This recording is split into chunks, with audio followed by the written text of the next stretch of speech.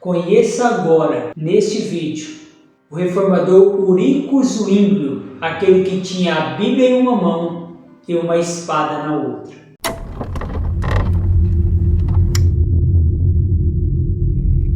E aí, família Luquinos, hoje é um prazer a gente estar começando aqui esse mês, o mês de outubro, o mês da Reforma Protestante. Nós vamos ter vídeos toda terça sobre esse tema, então fique ligado com a gente. Se você ainda não é inscrito no canal, por favor se inscreva, porque você vai querer saber sobre a vida de Martim Lutero, Catarina Vambora, João Calvino e vários outros elementos da Reforma Protestante. Fica ligado aqui no nosso canal. Pois bem, quem foi Ulrico Zwinglio? Ulrico Zwinglio nasceu no dia 1º de janeiro de 1484 em uma próspera família em Undaus. Ele tinha uma veia política muito forte e ele já estudava aos 10 anos, por exemplo, latim, estudava os clássicos gregos e ele era muito fervoroso nos seus pensamentos. Aos 14 anos ele é admitido na Universidade de Viena e ele também vai ter seus estudos em Basileia. Ele vai ali alcançar bacharelado em teologia, filosofia, também mestrado em 1506 e a sua vida acadêmica cada dia mais vai crescendo. Em abril de 1516 ele pede para sair de Glarona para uma cidade vizinha e ali ele tem muito tempo para estudar. E ele, em 1516, começa a ter contato, então, com o Novo Testamento, traduzido por Erasmo de Roterdã, diretamente do grego, e ele começa a ter contato com aquela verdade das Escrituras. Ele começa a perceber que, por exemplo, indulgências, que era uma coisa comum naquela época para a Igreja Católica, era ao contrário das Escrituras. Tinha até um vendedor de indulgências na cidade, chamado Bernard,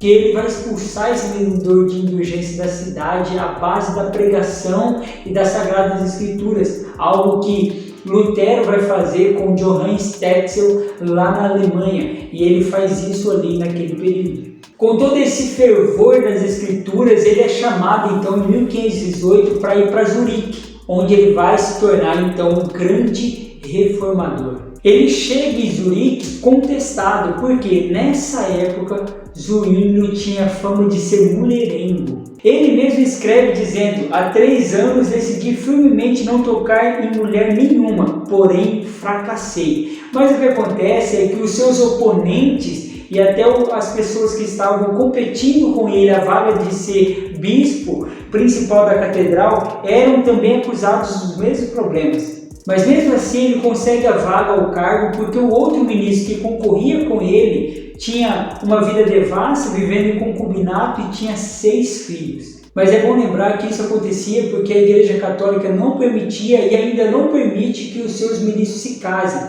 algo que é contrário às Escrituras. Por exemplo, o apóstolo Paulo escreve em 1 Timóteo capítulo 4, versículo 1 o seguinte: o Espírito afirma claramente que nos últimos tempos alguns se desviarão da fé, dando ouvidos a espíritos enganadores e a ensinamentos de demônios. E ele diz no versículo 3: tais pessoas afirmam que é errado se casar. Por isso, a proibição do casamento é algo errado contra as Escrituras. Quando chega então, em 1º de janeiro de 1519, acontece algo fora da casinha ali com Zwinglio.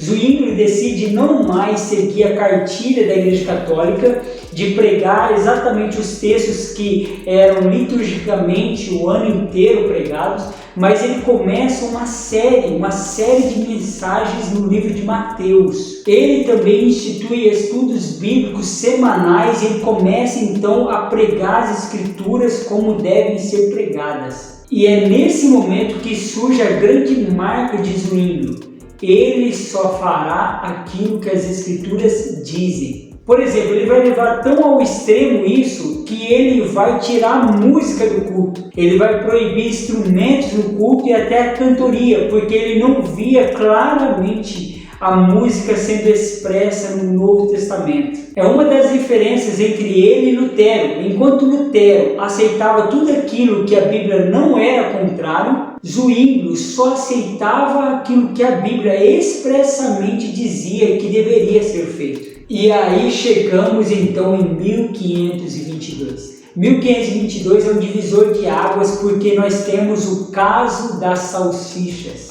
Que caso é esse? Eles estavam no período da Quaresma, onde os católicos não podem comer nenhum tipo de carne. Zwinglio estava então em uma casa de um amigo dele chamado Christopher, que tinha uma pequena prensa. Eles estavam tentando ali reimprimir escritos do apóstolo Paulo. Tinha naquela ocasião 12 funcionários trabalhando por ali. E para ele conseguir reanimar os seus funcionários que estavam trabalhando há horas, ele serve salsichas. E Zwinglio estando ali não é contrário a isso. Você imagina que o ministro católico, até aquele momento Zwinglio ainda era um ministro católico, permite que eles quebrem a Quaresma. Isso irá tumultuar a cidade e o que vai acontecer? Christopher será preso e Zwinglio ministrará uma passagem que fala contra a proibição dos alimentos.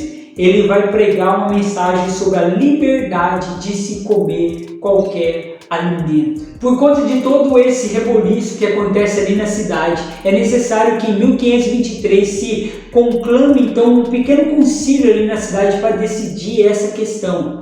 Nesse concílio vai ficar decidido que toda a cidade defenderá a bandeira de Zwinglio. É nesse momento que o catolicismo começa a perder força e Zwinglio começa, com as suas ideias reformadas, tomar espaço ali na cidade. Em 1524 tem mais uma ruptura de Zwinglio com a Igreja Católica. Ele se casa com Ana. Eles se casam em 1524 e eles vão ter filhos. Mas é em 1525 que nós temos a ruptura total entre a igreja, que agora é a Igreja Reformada de Zurique, e a Igreja Católica. Zwinglio ele deixa de celebrar a missa e ele passa então a celebrar o culto.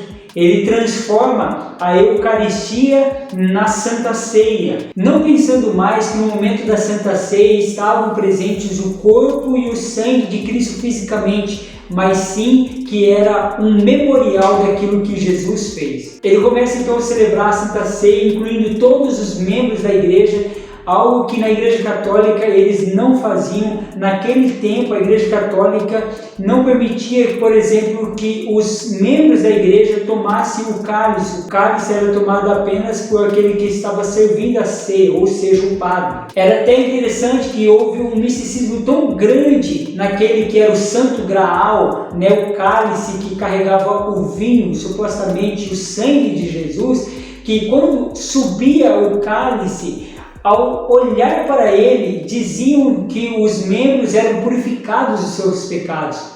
Tem até casos de homens e mulheres que iam de cidade em cidade para olharem o tempo todo para o cálice que era erguido por algum padre, mas eles mesmos não participavam da comunhão da ceia. Zwinglio então quebra com esse erro da Eucaristia. Ele vai também liberar o casamento para os ministros. Ele vai então liberar a leitura das Escrituras na cidade para todos os leigos. Algo também que será mudado nesse tempo, onde a missa será substituída pelo culto, é que não terão mais aquela pomposidade que os ministros tinham, daquelas roupas luxuosas, aquele monte de ouro nos elementos da ceia. Ele vai trocar tudo isso por uma vida simples, por uma vida bíblica, por uma vida devota ao Senhor. Então, dessa forma, Zwinglio estava se tornando cada vez mais bíblico. Ele já tinha se casado, ele já tinha substituído a missa pelo culto bíblico, ele já tinha deixado de fazer a Eucaristia, estava aplicando a ceia do Senhor a todos os crentes,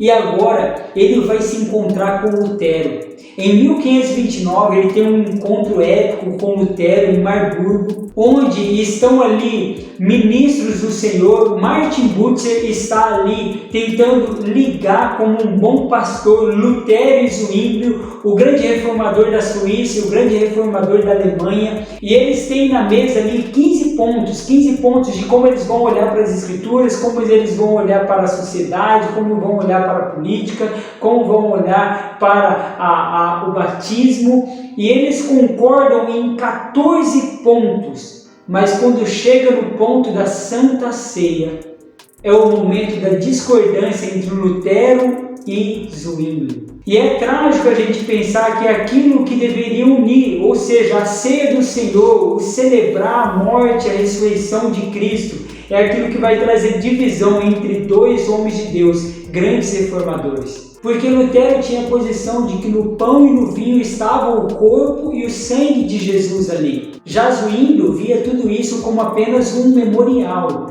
e os dois ficavam discutindo, cada um do lado da mesa, dizendo: "Isto é o meu corpo", falava Lutero. "Fazer isso em memória de mim", replicava Zwinglio. E eles então não chegam a um acordo naquele momento ali daquela reunião, e eles vão se dividir.